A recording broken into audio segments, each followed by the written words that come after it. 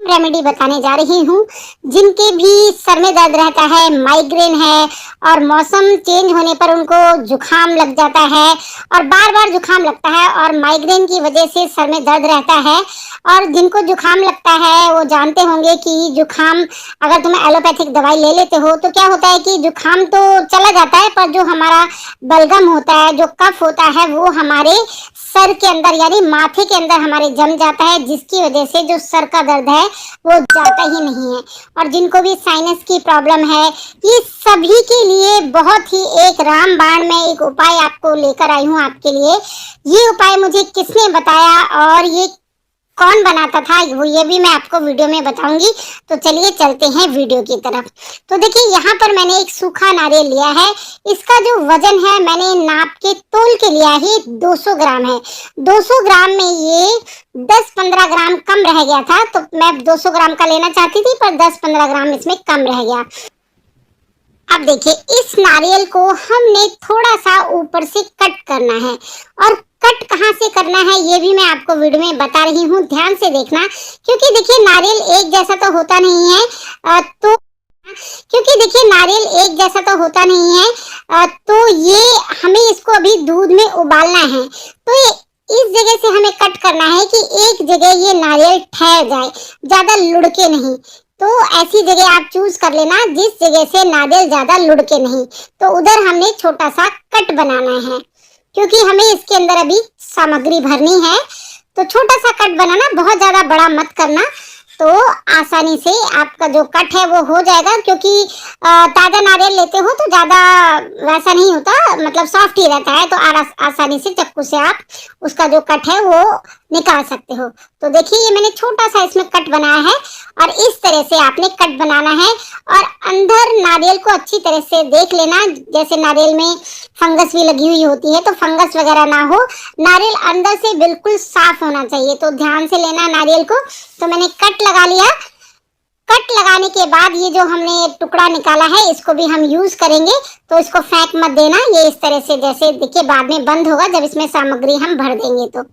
तो कट हमने लगा लिया। अब इसमें भरी जाएगी सामग्री। तो सामग्री कौन कौन सी भरनी है, तो देखिए सबसे पहले हमने लिया है 50 ग्राम पॉपी सीड। इसको खसखस कहते हैं हिंदी में और इंग्लिश में कहते हैं पॉपी सीड। तो 50 ग्राम लेना है हमने। ये देखिए पास से दिखा रही हूँ आपको, इस तरह से ये होता है इसका दाना। बहुत ही ताकतवर होता है और दिमाग के लिए बहुत ही ज्यादा ताकतवर होता है। और ये 50 ग्राम मैंने बादाम लिए हैं, तो मैंने मामरा बादाम लिए हैं। तो आप कोई भी बादाम ले सकते हैं, वैसे छोटे बादाम लेंगे, मामरा बादाम लेंगे तो ज्यादा अच्छा रहेगा, पर जो बादाम आपके घर में हो आप वो यूज कर सकते हैं। तो अब देखिए अब हमने इसमें खसखस को भर देना है। तो एक प्लेट मैंने इसलिए नीचे रखी है ताकि खसखस थोड़ी सी अगर गिर भी जाए तो हम वापस इसमें प्लेट में से निकाल के वापस इसमें डाल देंगे। तो खसखस को हमने भर लेना है, सावधानी से भर लेना और हिला लेना अच्छी तरह से। अब थोड़ी सी गिरी थी तो इसको हम एक कटोरी में निकाल लेंगे और वापस इसको नारियल में हम डाल देंगे। ये देखिए पानी वाला नारियल नहीं है, ये ध्यान रखना आप। जो खीर वगैरह में हम डालते हैं वही है, ये पानी वाला नारियल नहीं है। ये देखिए सूखा नारियल भी कहते हैं इसको। तो खसखस मैंने इसके अंदर डाल दी है। अब मैं डाल रही हूँ बादाम। तो खसखस और बादाम दोनों की मात्रा समान रखनी है। हाँ, इसमें अगर थोड़ी जगह बच जाती है, क्योंकि देखिए ये 200 ग्राम से थोड़ा सा कम है नारियल, तो थोड़ी जगह बच जाए, आपको 200 ग्राम का मिल जाता है, 210 ग्राम का मिल जाता है, थोड़ा ऊपर नीचे होगा, तो जितनी जगह बच जाए तो उसमें आप बादाम थोड़े ज्यादा डाल सकते हैं और जो खसखस है उसको भी थोड़ा ज्यादा डाल सकते हैं। तो दबा दबा के अच्छी तरह से भर देना, जितने ज्यादा आएंगे इसके अंदर बादाम उतना ही अच्छा होगा। ये उपाय है, ये मेरी सासू माँ का उपाय है। मेरी सास मेरे हस्बैंड के लिए बनाया करती थी, मैं उनको देखती थी बनाते हुए। मेरे हस्बैंड को कफकारी उनका शरीर है, तो उनको जुकाम बहुत लगता था। थोड़ा सा सीजन चेंज हुआ, जरा सा सर्दी गर्मी हुई, गर्मी से सर्दी में आ गए या सर्दी से गर्मी में चले गए, तो उनको बहुत जल्दी जुकाम लग जाता था और उनको मतलब कफ बहुत बनता था। तो इस कारण से जो मेरी सास हैं वो बनाया करती थी मेरे हस्बैंड के लिए। तो उन्हीं से मैंने ये सीखा है और सच में बहुत ही गुणकारी है। खाली कफ के लिए नहीं, ये दिमाग के लिए भी बहुत फायदेमंद है।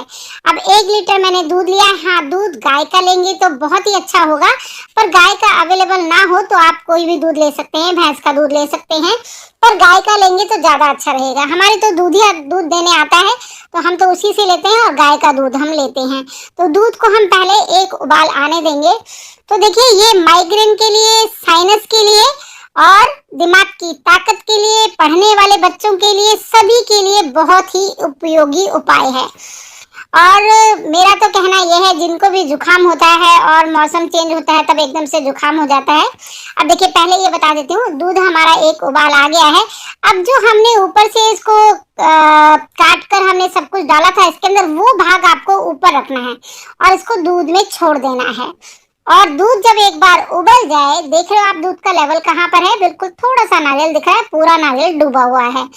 तो दूध एक बार उबल जाए उसके बाद आपने फ्लेम को कर देना है लो। बड़े वाले बर्नर में अगर आप रख रहे हैं तो पूरा लो कर देना, और हाँ, अगर छोटे वाले बर्नर में रख रहे हैं तो लो से हल्की सी ज्यादा फ्लेम आप कर सकते हैं। ऐसा करना है कि ये जो हमने इसको ढक्कन इसका ऊपर लगाया है नारियल का, जो टिक्की काटी थी, तो वो डूबे नहीं और इसमें वो मतलब उल्टा ना हो जाए नारियल। तो फ्लेम का आपने ध्यान रखना है। अब धीरे धीरे इस दूध को आपने उबलने देना है। तो ये जैसे जैसे दूध उबलेगा, अंदर के जो बादाम और खसखस हैं वो पकेंगे, और इसी तरह से पकेगा वो। ऐसे खुला नहीं पकाना है, बादाम को भी नहीं पकाना है। जब ये दूध में अंदर दूध की गर्मी से इस तरह से पकेगा, तभी ये एक रामबाण उपाय बनेगा, औषधि कह सकते हैं आप इसको। अब फ्लेम को मैंने लो कर दिया है और ऊपर से मैं छन्नी है इसको मैंने ढक दिया था। और देखिए, ये दूध उबलते उबलते दिखा रही हूँ आपको कि इतना कम हो गया। पहले कितना था, नारियल भी आप देख रहे हो, नारियल से कितना नीचे दूध आ गया है। मैंने इसको ढककर बाद में ढक दिया था, पहले मैंने आपको नहीं दिखाया था ढकना, तो मैंने जाली से ढका था। कोई प्लेट वगैरह से मत ढकना, नहीं तो दूध उफन जाएगा। और बीच बीच में आपको दूध की जो मलाई वगैरह है उसको हटाते जाना है। तो सच में हम इसको सालों से आजमाते जा रहे हैं, और मेरे हस्बैंड को तो अक्सर हम बना के इकट्ठा ही बना देते थे। हाँ, एक बात और, इसमें जैसे मैंने एक नारियल डाला है ना, तो इसमें आप जैसे ज्यादा बनाना चाहो तो इसमें 2 नारियल भी आ जाएंगे। तो मतलब टाइम आपका कम लगेगा, और जो दवाई इसको कह सकते हो आप, औषधि कह सकते हो, ये ज्यादा बन जाएगी इतने ही टाइम में। तो ज्यादा बनानी हो तो 2 नारियल आप डाल सकते हैं। तो मैं तो खाली आपको बनाना बता रही हूँ। अगर मैं वैसे बनाती ज्यादा तो मैं इसमें जरूर 2 नारियल इसमें डालती, तो 2 नारियल इसमें आ जाते। फ्लेम आप अपने हिसाब से कम ज्यादा थोड़ा बहुत बीच बीच में कर सकते हैं।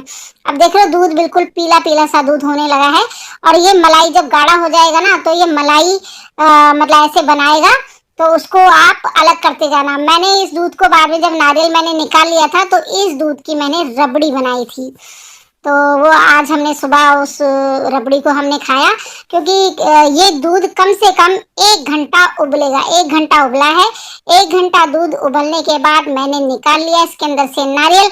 मेरे हाथ पके हुए हैं, मंजे हुए हैं, क्योंकि किचन का काम इतने सालों से करती आ रही हूँ। 30 साल हो गए मुझे किचन का काम करते हुए। अगर आपको गरम लगे तो पहले दूध निकाल लेना किसी चम्मच से, उसके बाद नारियल निकाल लेना। मैंने तो गरम गरम नारियल ही पकड़ लिया, क्योंकि मेरे हाथ पके हुए हैं। तो अगर नई नई रसोई वाले ये बना रहे हो तो पहले दूध को निकालें। अब ये दूध जो बचा है, इसका देखिए, मैंने आपको बताया हमने तो रबड़ी बनाई।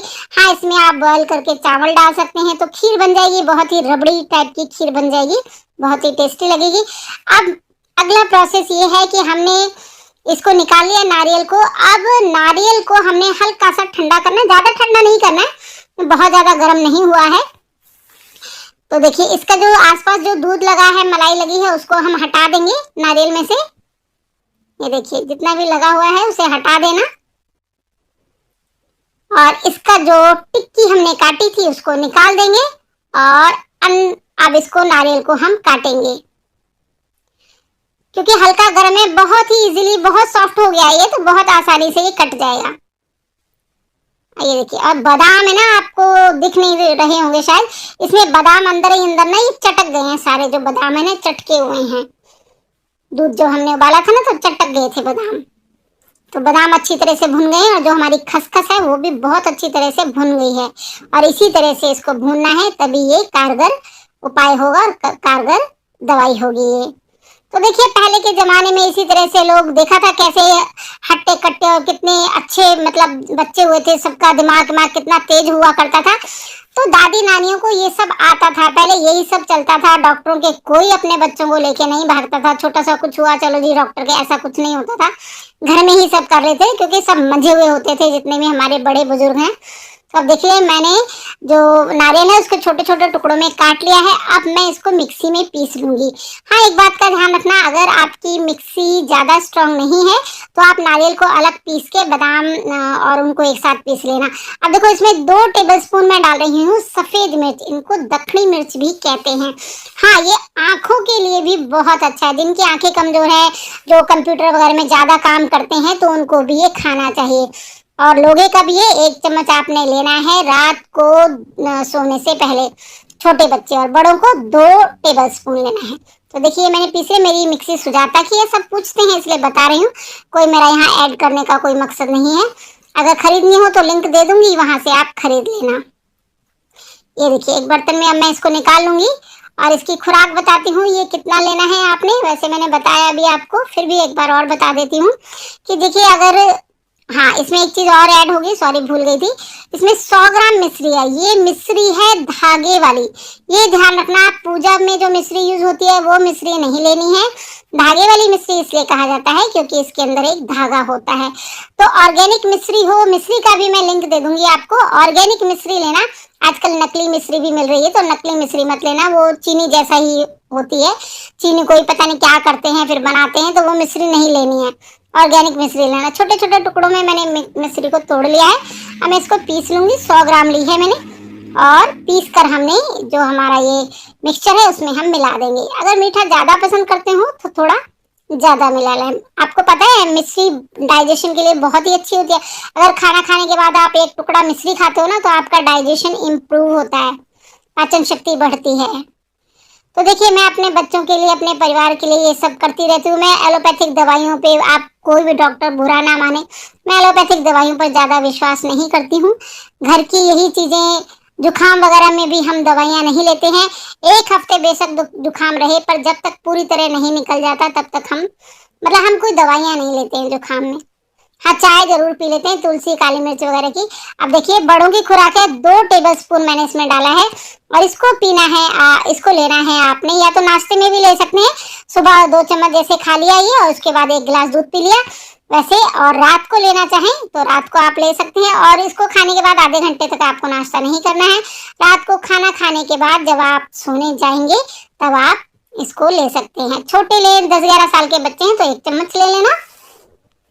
और बच्चों के लिए, बड़ों के लिए, सभी के लिए बहुत फायदेमंद है ये। और इसको एयर टाइट कंटेनर में भरकर आप रख सकते हैं। अब तो देखो सर्दी आने वाली है, सर्दी का मौसम है।